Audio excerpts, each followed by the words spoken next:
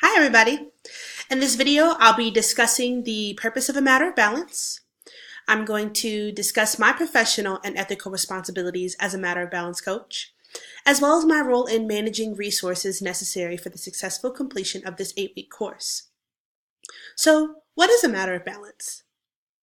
A matter of balance is an evidence-based fall prevention program offered as a free service to older adults through the Area Agency on Aging.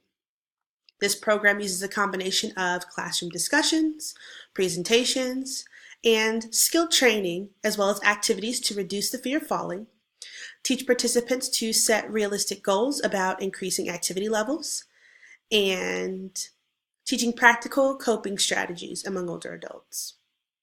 As a matter of balance coach, my administrative duties included maintaining the confidentiality of participant information, including surveys, phone numbers, emergency contacts, and home addresses, keeping track of and reporting program-related information to the local Area Agency on Aging, and maintaining a professional, open, and inclusive environment where older adults feel comfortable discussing sensitive topics like health and their fear of falling. To learn more about what I thought of this experience and what I gained from it, check out my reflection below.